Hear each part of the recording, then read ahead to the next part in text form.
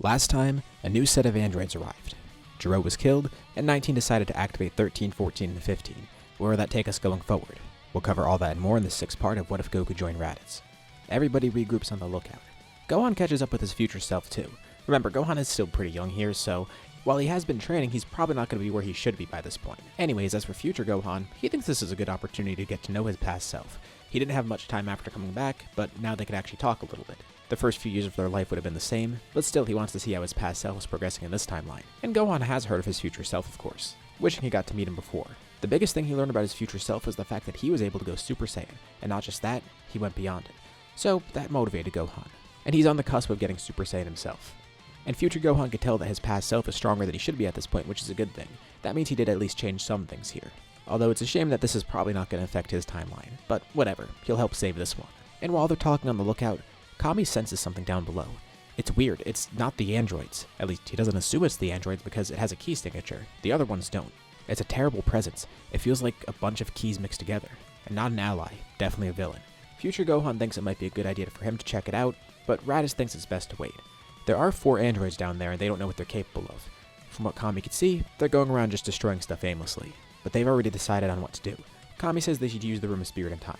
Raditz and Gohan could go in there now, and future Gohan could go in there with Goku after. Since they're still waiting for Goku to join the fight again, really all they could do now is either train or try and fight the androids, the latter of which is a pretty bad idea at the moment. They might be able to win, but at the same time it might be too risky. And with how quickly the androids are moving, it's probably best to get ahead of that training. So Raditz goes in there with present Gohan. It would have been better for him to go in with Goku, but Raditz is the only one here right now, and future Gohan could have took him in there, but he's going to check out that thing Kami sensed. They could all go in the time chamber, but it's better to at least leave one Super Saiyan out here. Not to mention, with how strong Gohan is, he doesn't really need the extra training right now. But still, even though Super Saiyan 2 is powerful for him, that worked for him against 2 androids, and he had to fight them individually. He doesn't know how to work against 4 androids, especially when he doesn't even know any of them. They probably also need to move Goku around to hide him as well. 13 searches around with the rest of the crew, kind of spearheading everything, taking over Android 19's role. Meanwhile, Cell's lurking about, and he looks for Dr. Jiro's lab. From what he could tell, 17 and 18 haven't been activated, and by the time he gets here he sees that they're completely destroyed. But who did that? He could also see that the other androids' pods are open, so some of the others are activated. 13, 14, and 15. That's weird. Those other projects should have been failures. Why are they here? He knows about them, but he's just surprised to see that they're activated. And it's a shame too, because they must have been the ones to destroy androids 17 and 18. Maybe he could use their parts to become perfect, but he doubts it. He was made to absorb 17 and 18 specifically. But he's probably just going to have to go after that. For now, it might be best to just absorb people. And as he gets ready to leave the lab, he senses a power approach nearby. Standing at the entrance is Gohan, the future version. Cell's surprised to encounter him so soon. He knows of him because, well, that was the person he stole the time machine from.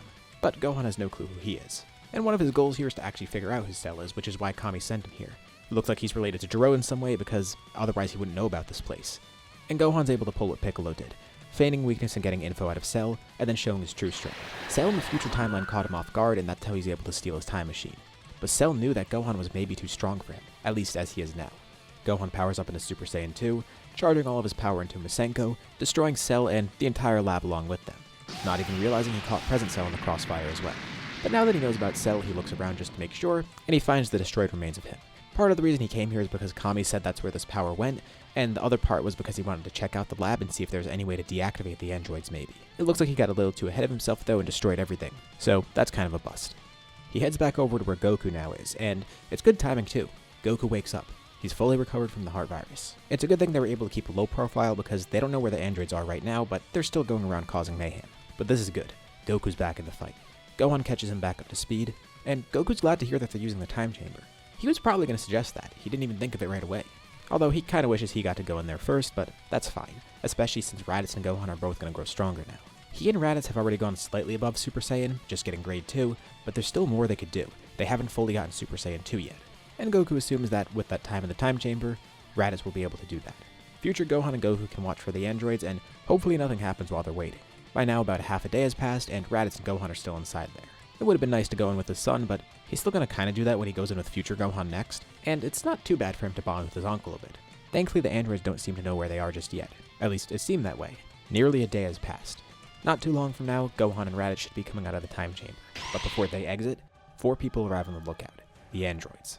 And they're glad to have found Goku. That's their main target. They're wondering where the other 2 Saiyans went because they remember Raditz being there, and there's some kid with them as well. But this is fine, they'll find them later. Goku tells them that Raditz and Gohan aren't here right now, but if they want to fight him, they could take this off the lookout. It's a little too cramped up here, and the androids buy it, with Goku going to the surface, and future Gohan joins along.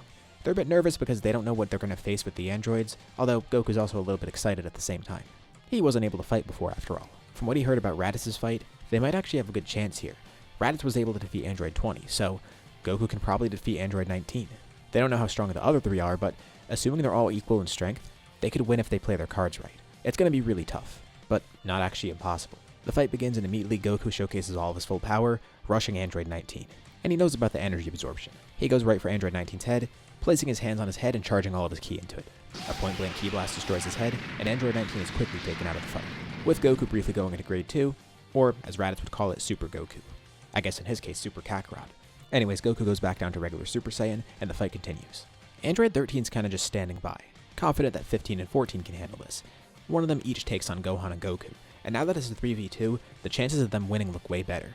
The only issue is if these androids are stronger than 19, which Android 13 is. For 14 and 15, they can't really gauge it too well, but each of them is able to take on one at once, and Gohan stays in Super Saiyan right now to conserve some energy, but going into Super Saiyan 2 easily lets him kill Android 15. As for Goku, he's able to defeat Android 14, and they're pretty surprised. Wow, they shouldn't have panicked over this. Maybe they jumped at a conclusion too early that they'd lose. Neither Goku or future Gohan trained just yet, and if they had Raditz here, well, they would have defeated 3 androids simultaneously, and then they just have to take care of Android 13. But 13 assures them that he's the strongest of them. He's not going to go down so easily. Gohan goes into Super Saiyan 2 and he fights Android 13. But as he does so, 13 brings the fight over to where 15 and 14 died. And Goku notices something weird. All that's left is a couple of pieces of them, but they start floating in the air. Android 13 charges a powerful blast, hitting Gohan point blank with it.